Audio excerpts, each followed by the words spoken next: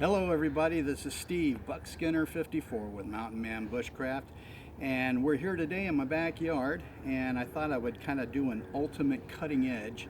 It's the collection of my tomahawks and knives, and there's actually a couple of things here that I gave to my grandson. One was a birthday gift, and well, without any further ado, let's check them out.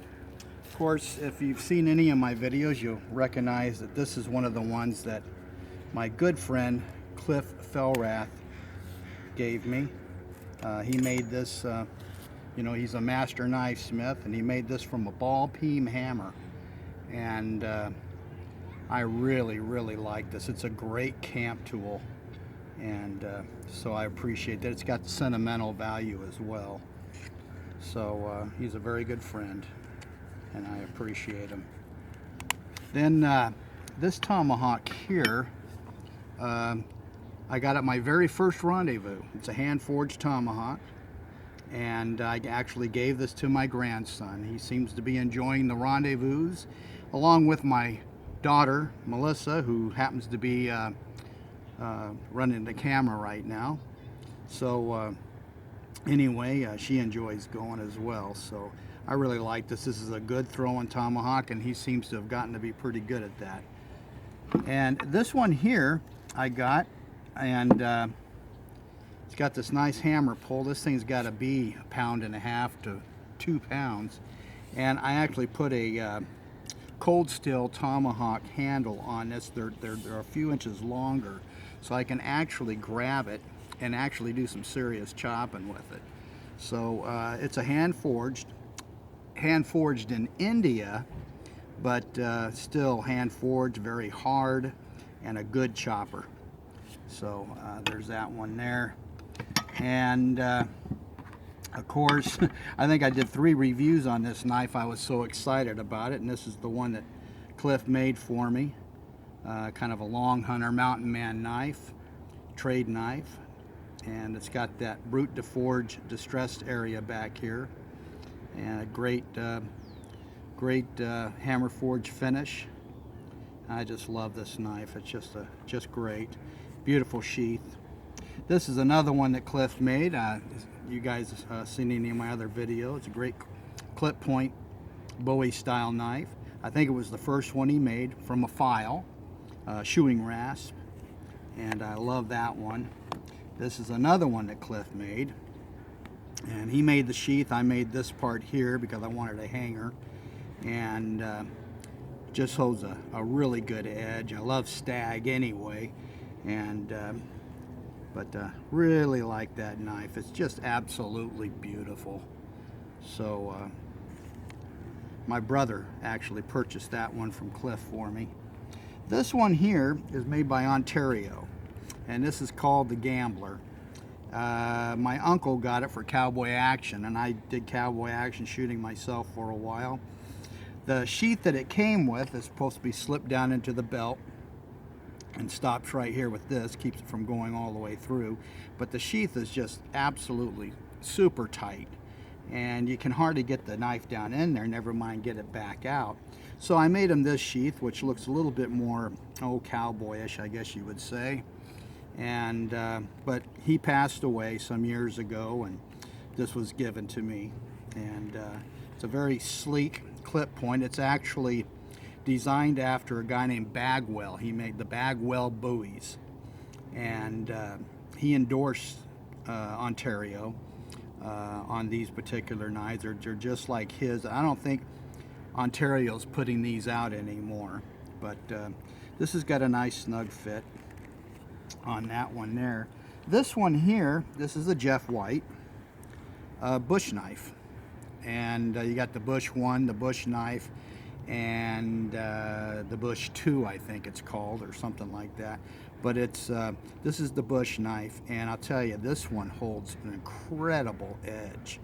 And for the price, I don't mind patoning it, and but it's a good knife. I really like it, and but that one there is kind of a good beater and camp knife. This one here, you might recognize it. It's a Puma, and I always wanted to have a Puma, and I'm not really into hollow grinds all that much, but It's got a little bit of a hollow grind, and I didn't care for their sheath, so I made one, but I do like their keeper system, the way the knife is held in, and I wanted to keep that tradition in this particular sheath that I made for it.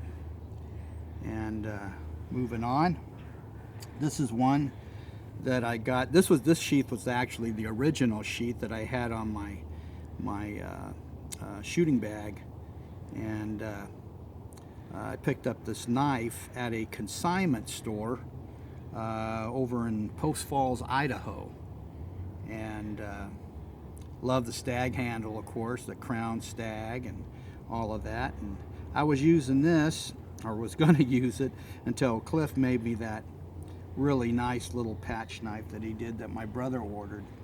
Same consignment shop. This is my everyday carry knife, and of course it's kind of not corroded, it's just kind of dirtied up and stained up, but I use this a lot every day, so it's a great little everyday knife, stag again. And this one here my brother sent to me years ago. You used to be able to find these original Bowie knives at, believe it or not, at Kmart's, and they had another one with a round solid handle of stag, and it had a great big defined clip point on it, as well as you'd find Western Bowies at these Kmart's. And I made this sheath for it. Like working with leather, and put this keeper on there. That just, you know, it's more of a period type thing. This one here has a lot of sentimental value, and it's a good cutter too. But this one here, I went to a blast and cast with my brother and my niece, and to kind of commemorate that, my niece had this knife and sheath made up for me, and one for my brother as well. And I've used this for cowboy action shooting, and it just, you know, it looks great, you know, and it's got a decent edge on it, I gotta say. So it's a good cutter, and it looks cool. I just, you know, cool is cool, right? Anyway, there's that one. Saw this one at Cabela's, and it's the Bear & Son Damascus Bowie. I don't know, I just felt like I just had to have it. Of course, it's got some green on there. I need to clean that off and polish it up a little bit. But it's typical of brass, and it's got this great Indian stag on there. And so I love this. I've been meaning to make a different sheath for it, and I just haven't gotten around to it. This one here has a lot of sentimental value for me. It's one that my wife got me for Christmas years ago, and I usually keep it in my shooting box, and it's just kind of cool. I like it, you know. It's typical of the period, and as far as the shape of the blade, I'm not crazy about the snaps, but you know, hey, they're there. And then this one here is just kind of like a Western Bowie. Pakistan. Now, I don't buy anything from Pakistan anymore, but I got this one years and years ago, just kind of as a novelty thing. And this one here as well.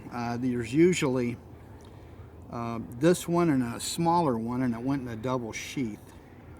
And I think I got it for $7 or $8 or something like that. I just thought it looked cool, kind of a novelty item. And this one here, I actually got this through Crazy Crow, and I got this from my grandson for his birthday recently. And I gotta tell you, this sheath is serious.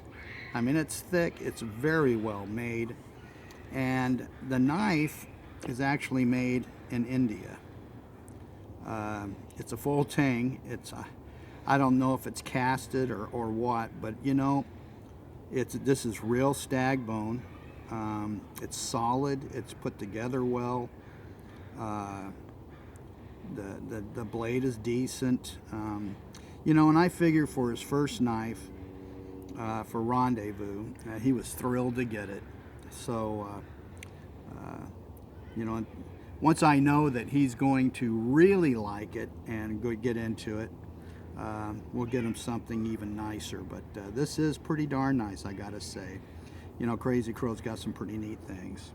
But there it is, folks. That's the knife collection.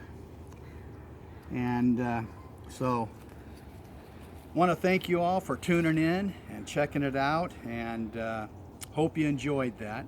I mean, who doesn't like knives, right? Anyway, God bless you, folks. Thanks again for tuning in. This is Steve Buckskinner 54 with Mountain Man Bushcraft. We'll see you all later.